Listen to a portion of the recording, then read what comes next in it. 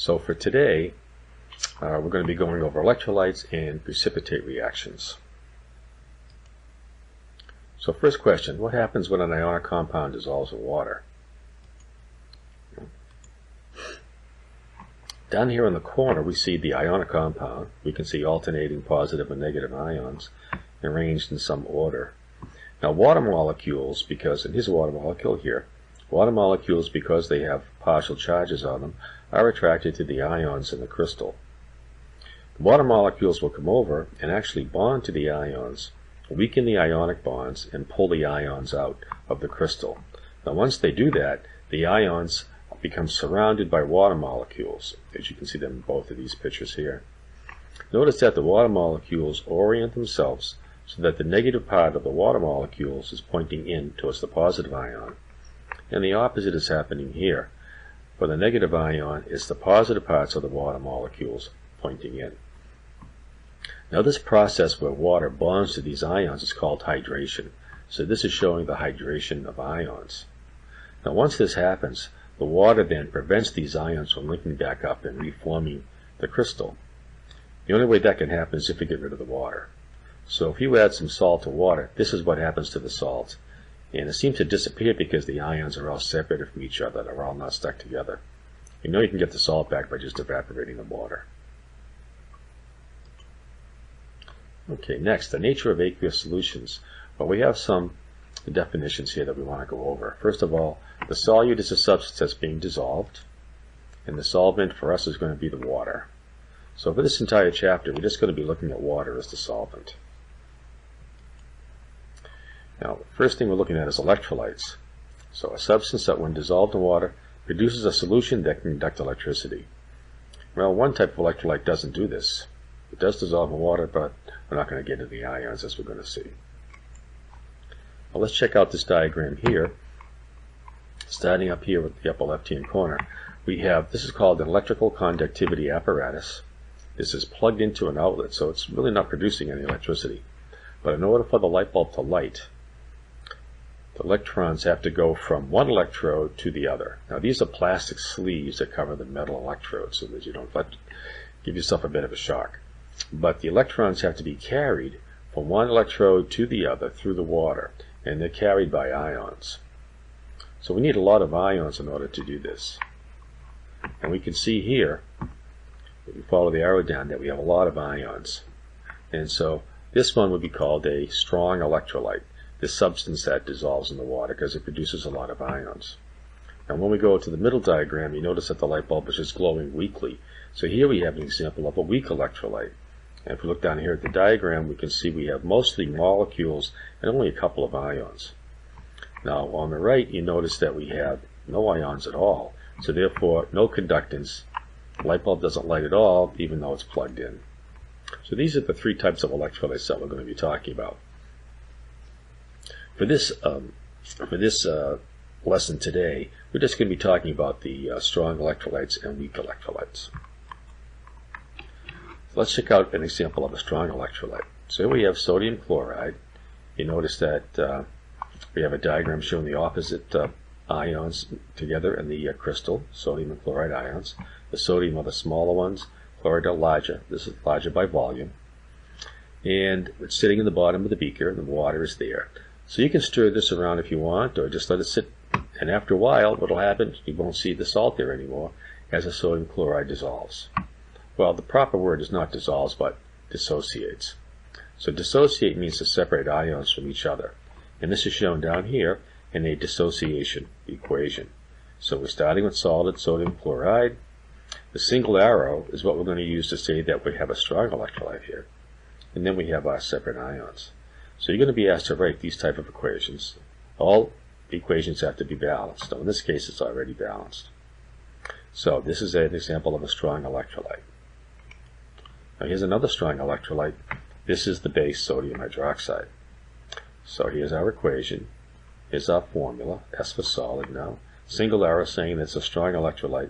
And here are our products, the sodium and hydroxide ions. The AQ meaning aqueous, so dissolved in water. And we can see up here in the beaker, we have a lot of ions. And what this is showing us is that not all of the substances Well, I should say that it's showing us that all the ions are here. We don't show any solid at all. This is hydroxide, and that's going to be sodium.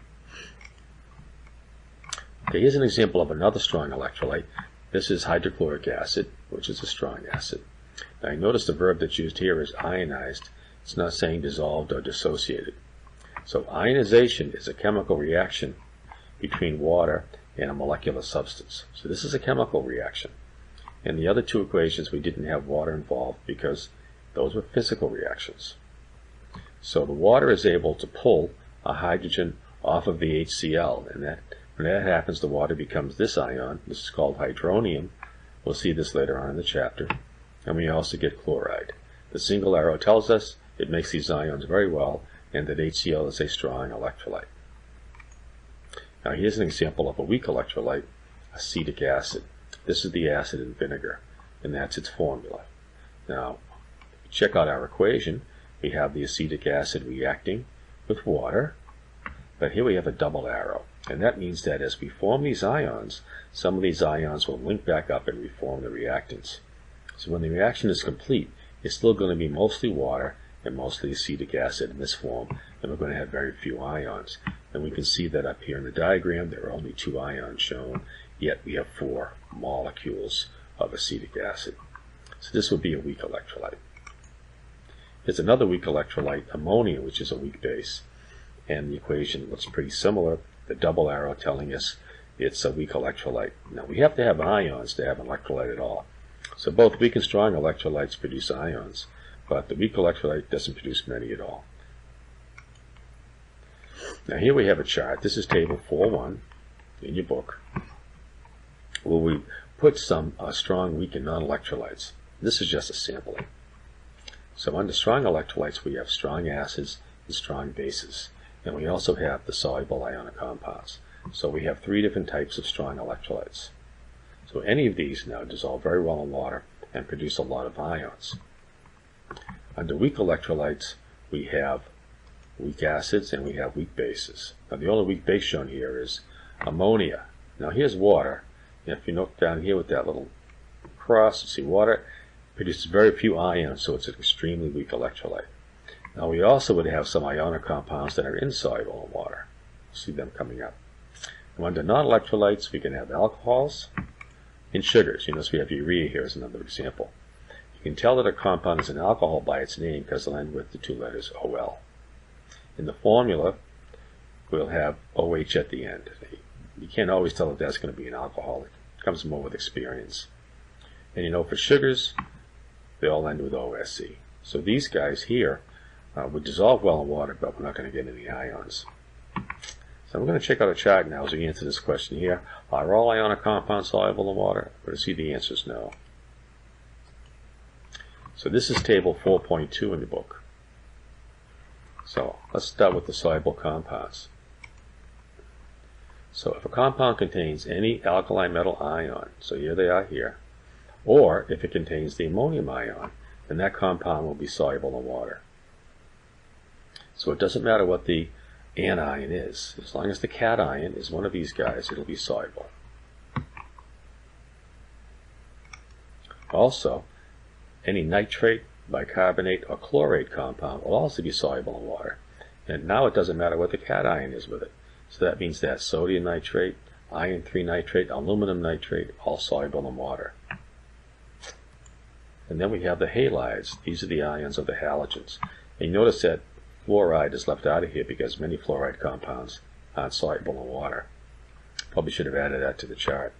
So what we see, we have chloride, bromide, and iodide, and these are going to be soluble in water. But then over here we see exceptions. This means that silver chloride would not be soluble, nor would silver bromide or silver iodide, or lead chloride or lead bromide. These would not be soluble in water. And then we have sulfates. Most sulfate compounds are soluble, but these are the exceptions. So silver sulfate, not soluble. And then under insoluble compounds, we have these 3 common ones: carbonates, phosphates, chromates, and even sulfides. So if you see a compound contains any of these anions, it's probably not soluble in water unless it's with an alkali metal or ammonium. And then hydroxide compounds, not soluble in water unless it's with alkali metal ions, or the barium ion. Now, here's something for you guys to try to do. So you want to stop and try to answer these questions. So here I give you 4 different salts. I want you to use the chart and determine whether these are soluble or not in water. And then after you've done that, we're going to write dissociation equations for both. So you want to pause at this time. Now you can either go back or go forward and you will see the chart. So let's go forward. Okay, here is the solubility table. So use this to answer the question about solubility. So the first one, sodium bromide, is it soluble or not? So here's the sodium up here, and it tells us that and if a compound contains sodium, it will be soluble, so that answers that question. What about silver bromide? Well, here's silver down here, and here's bromide. That one would not be soluble, because that's one of the exceptions. And how about ammonium carbonate? Well, here's the ammonium ion up here. That one will be soluble because it contains ammonium. It doesn't matter that it contains carbonate. You notice that's one of the exceptions down here. And the last one was magnesium hydroxide. And you notice hydroxide compounds are not soluble in water unless they contain one of these ions, and magnesium is not one, so that's why it's insoluble. Now at this point, see if you can write the dissociation equations, and then I'm going to show you the answers to them. Okay, the next slide will give us the answers. So the first one is sodium bromide. Now the sodium bromide will dissociate. Sodium bromide solid dissociates in water very well to produce these ions. Now silver bromide solid doesn't dissociate well, so we put the double arrow in and we get our ions. So the silver bromide would be a weak electrolyte. Now to write the dissociation equation for ammonium carbonate, you first of all have to replace the names of everything with their symbols and charges. So you want to put down the symbol and charge for ammonium ions and carbonate ions, come up with the formula for ammonium carbonate, and then balance the equation. So remember, don't try to balance it as you're doing the formulas first. All right, here's our answer. So you notice that we have to use 2 ammoniums for each carbonate.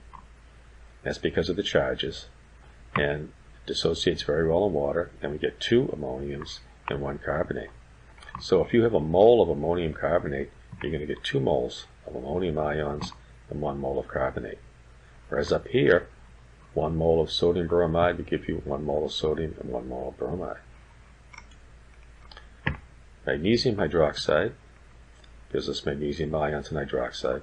Again, write the formulas, come up with the formulas for the ions, come up with a formula for the compound, balance the equation. Okay, and here's the answer. You notice we need 2 hydroxides, and make sure you put it in parentheses. For each magnesium, our double arrow, and we get 1 magnesium and 2 hydroxide ions. Okay, how did you do? Well, I hope you did okay. You're going to be asked to do the same kind of thing in the next exam.